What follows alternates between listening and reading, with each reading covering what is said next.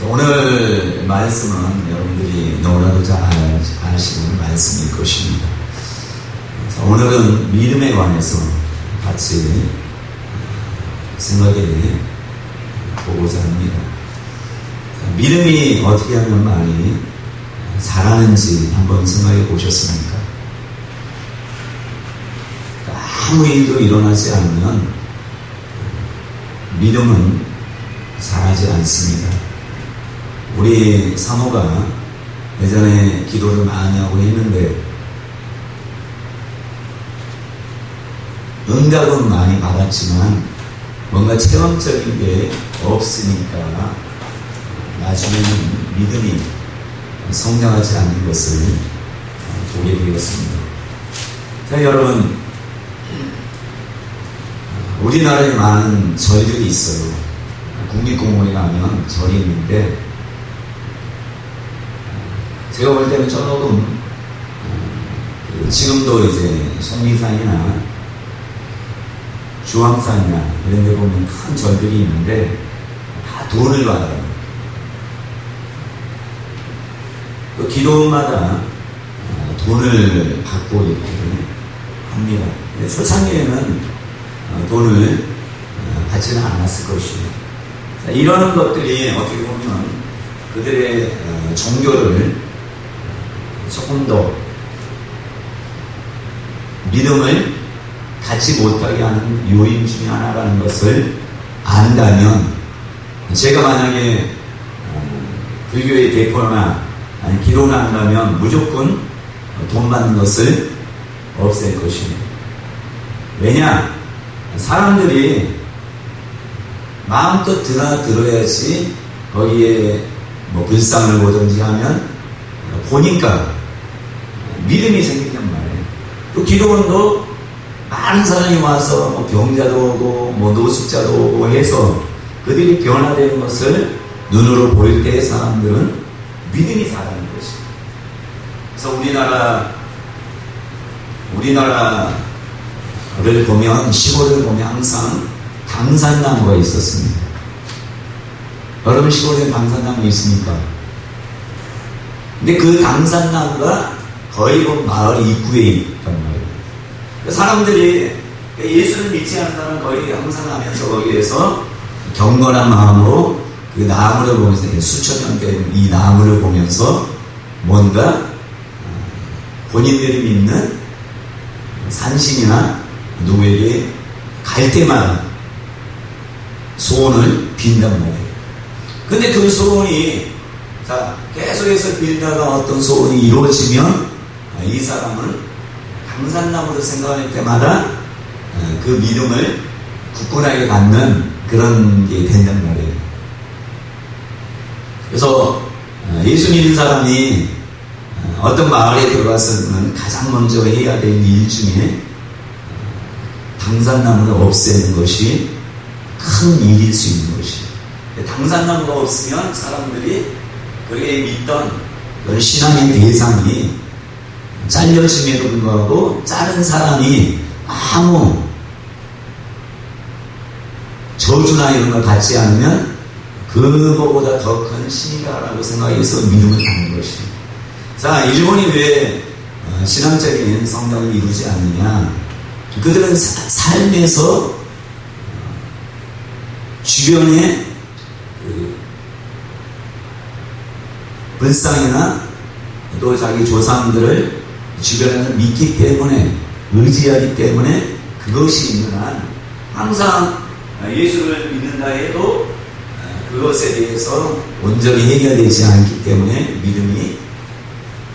예수님에 대한 믿음이 자라지 않는 것이죠. 자, 오늘 본 말씀해 보시면 예수님은 그냥 말만 하신 분이 아닌 걸 우리는 알고 있습니다. 자, 무화과나무를 마리아는 사건이 오늘 말씀이었나요? 근데 여러분 한번 생각해 보세요. 무화과 나무에게 갔는데 무화과 나무가 열매가 없었단 말이에요. 근데 없는 것이 당연한 것이에요. 왜? 때가 아니었다고 했거든요. 그러니까 지금 감나무가 한참 꽃피고 할 그런 때고 그러잖아요. 근데 감나무 밑에 가서 홍시 요구한다는 것은 어떻게 보면 잘못된 거 아닙니까? 그러니까 예수님이 시장에 있대요.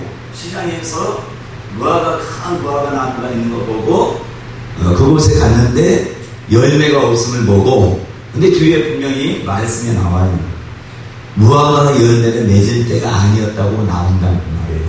그런데도 불구하고 예수님이 너는 영원토록 사람이 열매를 따먹지 못하리라 이렇게 명령하신단 말이에요. 여러분, 무화과 나무는 어떻게 보면 정말 억울하잖아요. 아니, 열릴 때가 아닌데 열매를 요구하면 되겠어요? 근데 이 모든 것들은 다 누구를 위해서 하는 건지 아셔야 돼요. 자, 2,000마리나 되는 돼지를 그런 제자들이 보는 앞에서 다 바다에 빠져서 몰살당했단 말이에요. 자, 누구를 위해서 이런 모든 것들이 이루어지냐? 여러분, 돼지 주인 보면은 엄청나게 억울하잖아요. 또 무화과 나무에 누가 주인이 있어도 엄청 억울하잖아요. 그런데도 불구하고 예수님은 누구에게 이런 것을 보이기 위해서 했느냐? 자기 자신의 능력을 과시하기 위한 게 아니라는 거 알잖아요. 그렇죠? 왜 했느냐? 거의 제자들의 믿음을 키워주기 위한 목적 하나가 있었던 것이죠. 그러니까 여러분들의 믿음을 하나님이 키우기 위해서도 실제적인 어떤 사건, 내가 어떤 일을 당하는데 억울한 것처럼 그런 일들을 당해도 하나님께서 그런 무화과 나무 한 그루를 죽여서라도 우리의 믿음을 키울 수 있으면, 돼지 2,000마리를 죽여서라도 내 믿음을 키울 수 있으면, 여러분 재산이 다 없어져도 여러분 믿음을 키울 수 있으면, 그 믿음과 재물과 여러 가지 모든 인생에 있어서 가장 중요한 게 예수님은 믿음이라는 걸 아셨기 때문에 믿음을 키우기 위해서 제자들이 보는 가운데 무화과 나무에게 명령했단 말이에요. 그 다음날 돼서 가보니까 이제 베드로가 이것을 얘기했던 걸 생각했단 말이에요. 저주했던 걸 생각했기 때문에 왜 어찌하여 이 보소서, 라피오 보소서, 조울과신 무화과 나무가 말랐나이다 라고 했을 때, 자, 분명한 예수님의 목적을 가지고 있었단 말이에요. 근데 제자들은 몰라요. 그때 예수님이 하시는 말씀이 뭐냐?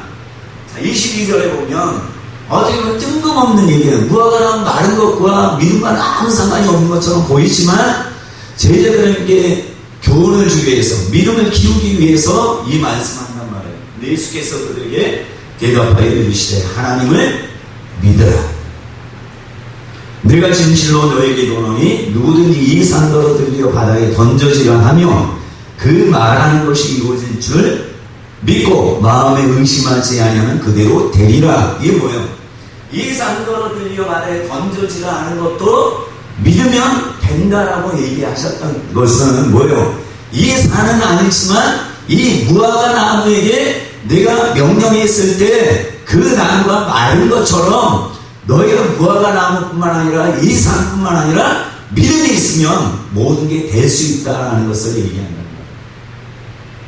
거예요. 사람들은 생각해요. 예수님이니까, 예수님은 하나님이니까. 근데 예수님이 말씀하는 거예요. 나도 예수님 스스로도 내가 믿음이 없으면 이것조차 이루어지지 않는다, 이런 의미란 말이에요. 그러니까 내가 믿음이 있어서 이 나무를 명하여 저주했더니 영원토록 사람이 따먹지 못하리라 했더니 된 것처럼 너희도 하나님을 믿어라. 이 산더러 들려 바다에 던져지라 하면 그대로 되리라, 이렇게 말씀하는 거죠. 나사로 살인 사건도 예수님 기도할 때 그래요. 하나님께서 나를 항상 내 기도에 응답하심을 감사하나이다 하고 나사로야 나오라 했을 때 나오잖아요. 이 모든 것들이 다 뭐로 되는 거예요? 믿음으로. 그러니까 여러분, 물질이 없어도 믿음이 있으면 되는 것이에요. 아무것도 없어도 믿음이 있으면 된다는 것이에요. 믿음은 어떻게 하면 잘하느냐? 계속 체험하든지 아니면 그런 상황을 보든지 해야 돼요. 자, 예수님의 제자들 이 사람들 보셔요. 제자들 보셔요. 자, 베다니에서 예루살렘에 가는 길에 무화과나무 한 그루가 있어요. 베다니라는 뜻이 제가 좀 전에 찾아봤는데 무화과의 집이라는 뜻이에요. 자, 무화과의 집이라는 뜻은 뭐겠어요? 가는 길에 무화과나무가 많으니까 무화과의 집이라고 했지 않겠어요? 며칠 전에 김천 갔더니 김천은 뭐가 유명합니까? 포도, 또 자두. 그래서 여러분 며칠 전에 금요일인가 자두 포도 축제, 김천 자두 포도 축제. 그럼 자두도 안 나고 포도도 안 나는데 포도 자두 축제 하겠어요?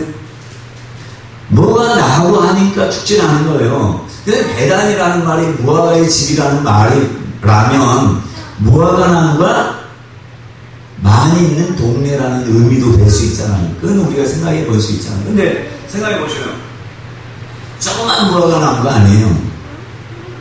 큰 무화과 나무인데 잎이 무성했단 말이에요.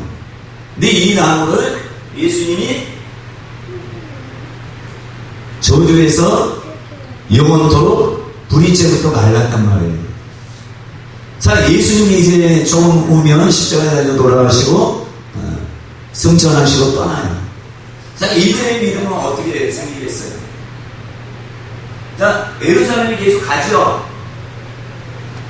너희는 이 성을 떠나지 말고 하나님께서 아버지께서 약속하시면서 기다리라 했잖아요. 그러면 갈 때마다 그 가는 길에 뭘 봅니까?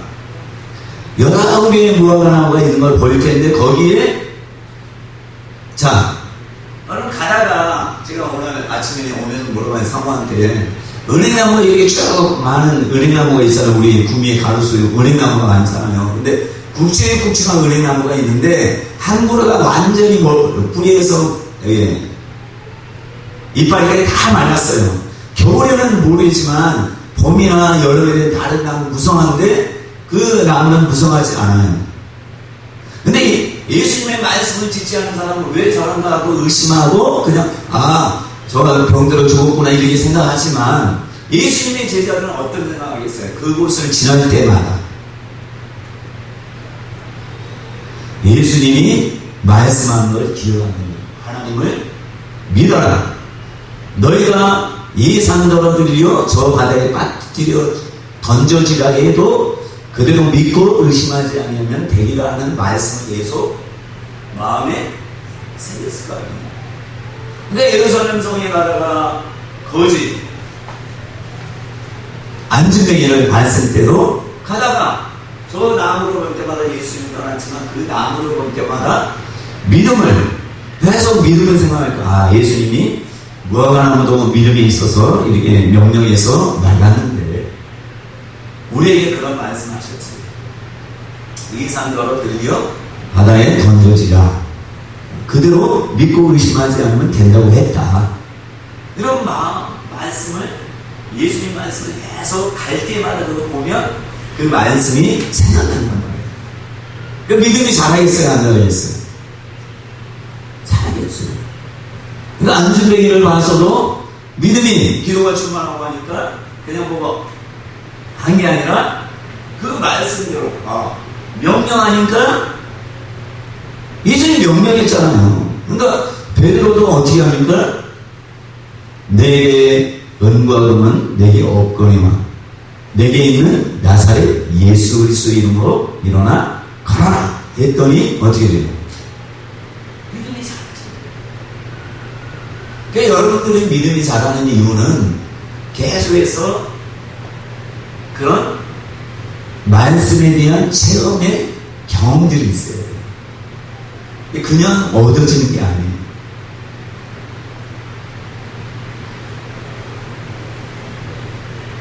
자, 베드로는 특별히 닭만 보면 새벽에 그 동네에 닭이 아예 없어지진 않았을 거 아니에요. 장닭이 닭만 울면 뭘 생각했겠어요?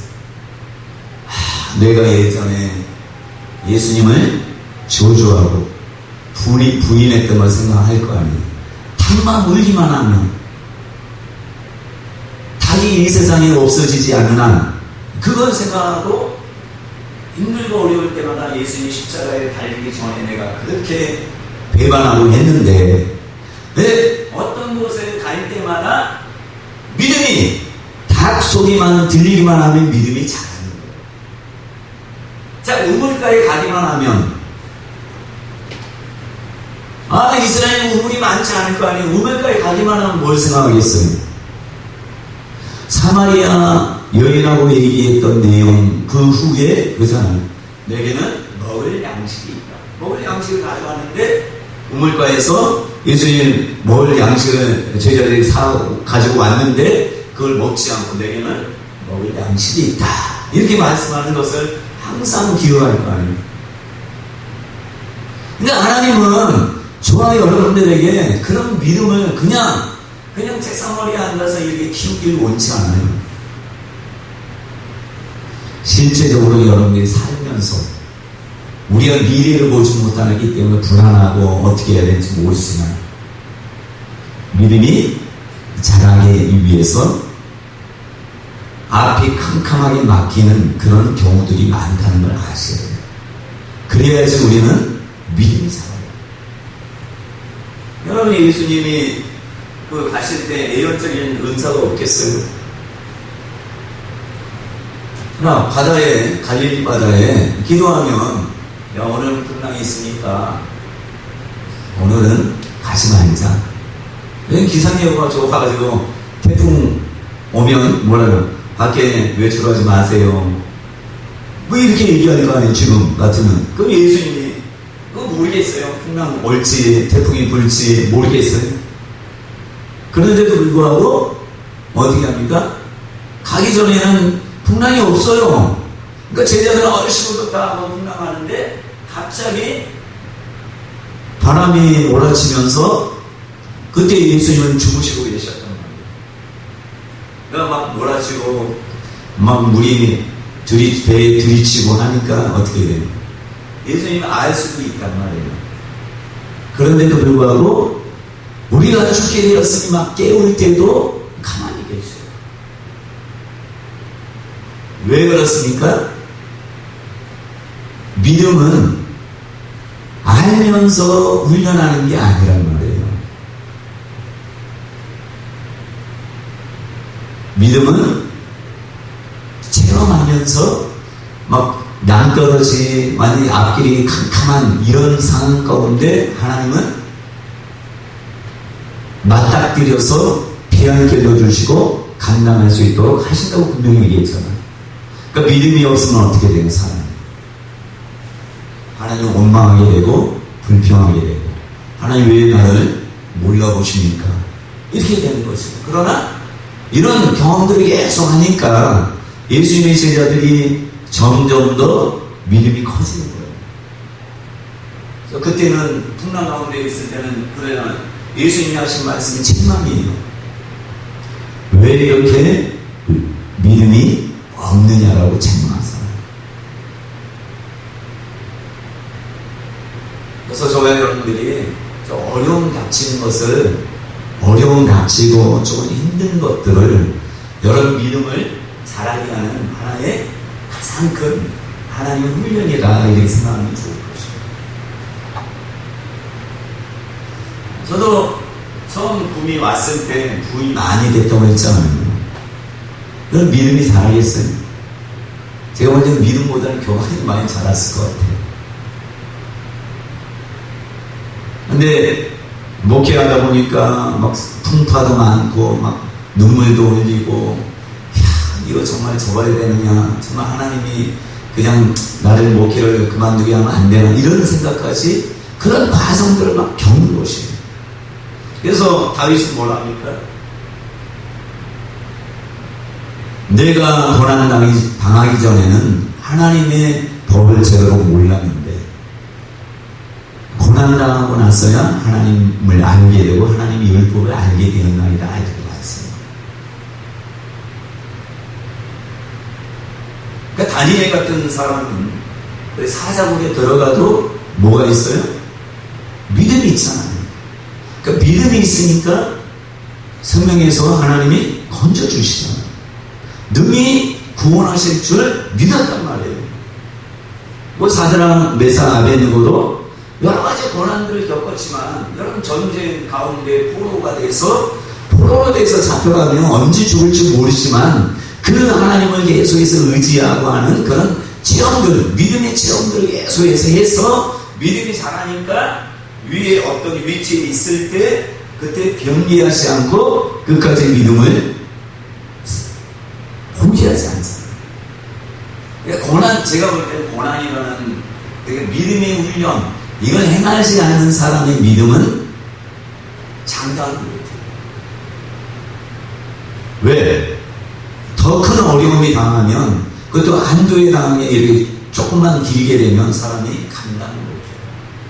근데 어릴 때부터 계속해서 고난이라는 세월을 겪어봤던 사람은 조금 큰 문제가 와도 누구를 온전히 바라보게 되면 예수님만 바라보게 돼요. 우리가 스스로 바라보게 되면 어때요?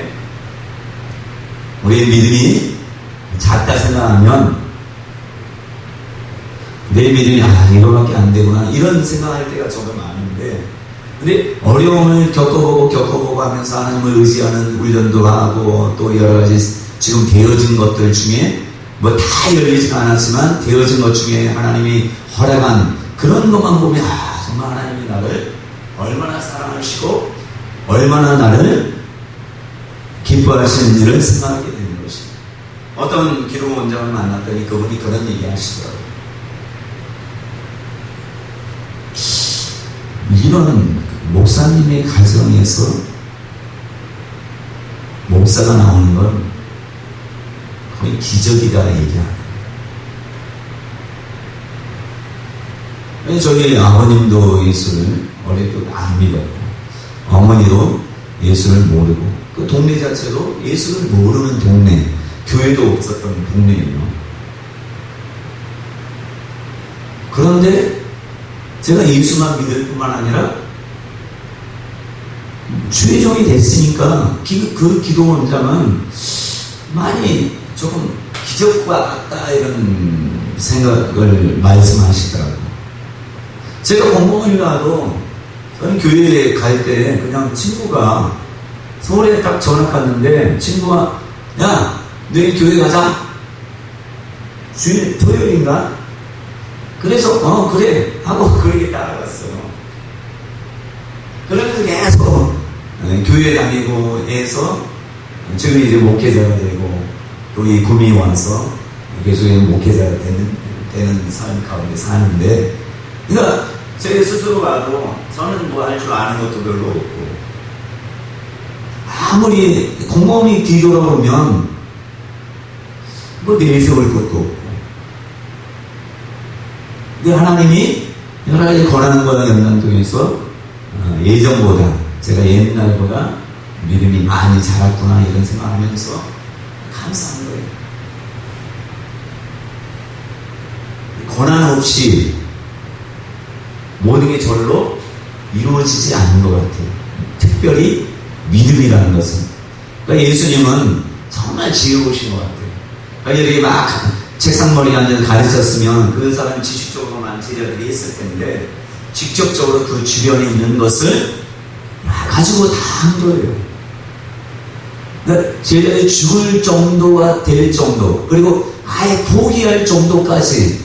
그러니까 예수님을 처음에는 목숨 걸고 모든 거 버리고 쫓았지만 나중에는 어때요? 보통 사람 같으면 다시 제자가 안 될 수도 있잖아요. 근데 물고기 잡으러 다시 가버리잖아요. 근데 그 전에 보통 세상 사람 같으면 어떻게 해야 돼? 그 전에 가기 전에 너 가만 안 돼. 내 제자가 계속 있어야 돼. 할 텐데 예수님은 미래도 다 아시니까 그냥 고기 잡으러 부활한 예수를 목격하고도 부활한 예수를 목격하고 그런 모든 얘기를 들었음에도 불구하고 뭐요? 물고기라고 옛날로 다시 돌아가잖아. 근데도 그때도 가만히 계시다가 거의 절망 가운데 있을 때 그때서야 나타나서 그들에게 네가 나를 사랑하느냐 이렇게 얘기하는 거예요. 너 확실하게 예수님의 믿음을 키우는 교훈은 확실해요. 그 바닷가에 갈 때마다 예수님의 제자들은 그 바닷가에서 일어난 모든 예수님의 말씀뿐만 아니라 예수님이 자기들의 믿음을 키우기 위해서 했던 모든 말씀을 기억하지 않으면 안 할 수 없는 거예요. 그 믿음이 자랄 수밖에 없는 거예요. 또 우물가에 가면 항상 로마도 우물가가 많이 있지 않았겠어요. 또 그 나라 자체가 무화과 나무가 많을 거 아니에요. 마른 무화과 나무만 보면 그 생각하는 것이 아니라 나중에는 무화과 나무만 봐도 예수님이 와서 믿음을 얘기하는 것을 생각할 거 아니에요. 근데 여러분들도 마찬가지로 어떤 사람들 그러잖아요. 교회 처음 나갈 때 옛날에 종소리 어떤 사람은 새벽에 종소리만 듣고 눈물 흘리면서 교회 나간 사람 있잖아요. 그런 사람은 정만 보면 뭐만 생각해요. 내가 예전에 힘들고 어려웠을 때 하나님이 나를 부르기 위해서 저 종소리를 통해서 나를 부르셨구나. 그럼 종소리만 들으면 뭐가 생각나요? 하나님이 자기를 부른 정말 미천하고 아무 할 것 없는 이 영혼을 하나님이 불렀다는 거예요. 그 종만 보면 시계방에 가서 종소리만 울려도 그 믿음을 생각할 거 아니에요.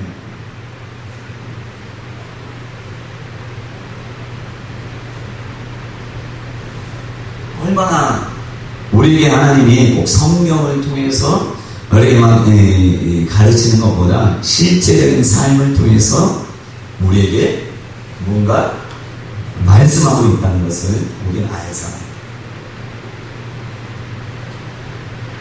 그래서 제가 보니까 여러분들 많이 믿음이 자랐잖아요. 그냥 가만히 성경 공부 많이 한다고 믿음이 자란 거 아니잖아요. 그렇죠? 권사님 같은 경우도 분식점하고 막 예쓰고 기도하고 했는데도 문을 닫았잖아요. 근데도 보통 사람 같으면 믿음 다 저버리고 더 믿음 생각 안 할 수 있는데, 그런데도 이런 것을 통해서도 뭘 생각해요? 믿음이 더 잘하는 거예요. 그러니까 하나님의 믿음은 안 되는 게 아니에요. 거기에서 우리가 뭐만 얻으면 되는 거예요? 믿음만 얻으면 돼요. 믿음이면 모든 게 되는 거예요.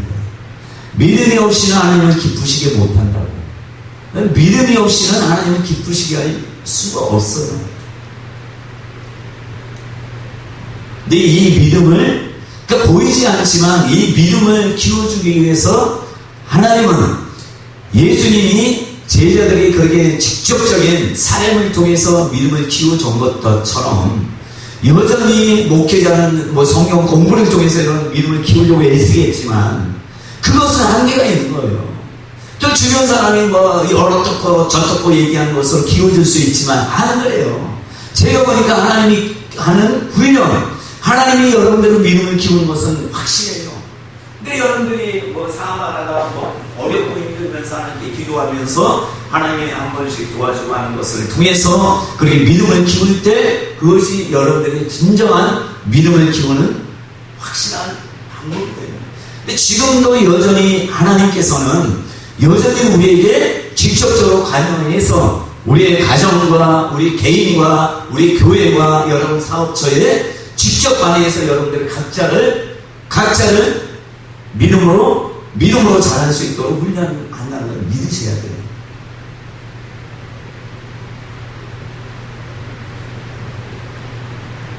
믿습니까? 믿음이 자라게 되면 어려움이 닥쳐도 항상 볼 때 어떤 눈으로 보게 돼요? 믿음의 눈으로 보게 되는 것이에요. 하나님께서는 과연 이 사건을 통해서 내게 뭘 요구하십니까?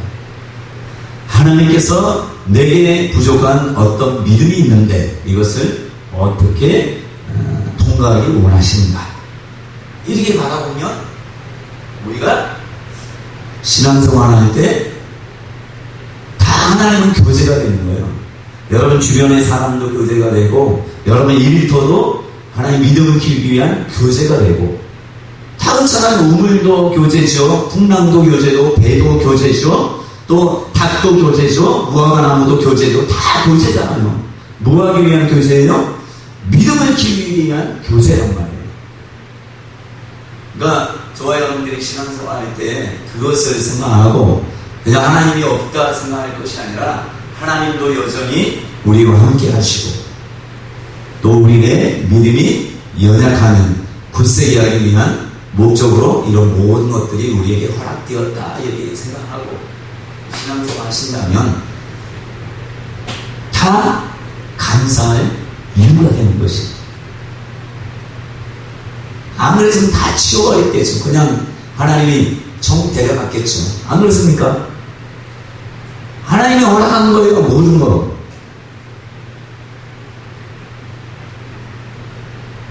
다 교제를 치워버리면 우리는 천국 그냥 가야 돼요. 그죠? 근데 전 교제만 하면 우리는 신앙의 성령을 입을 수 없어요. 조금 여러분이 이해하지 못하는 것들이 있다 할지라도 어려움이 있다 할지라도 또 당장에 나는 죽을 것 같아도 다 그 뒤에는 크신 하나님의 손길과 눈길과 보호하심이 있다는 것을 생각한다면 우리가 모든 것을 능히 넉넉히 감당할 수 있습니다. 여러분들에게 하나님은 믿음을 갖기를 원하시고 이 믿음으로 이 세상을 이기시는 저와 여러분이 되시기를 간절히 축원합니다. 거룩하신 하나님 참으로 감사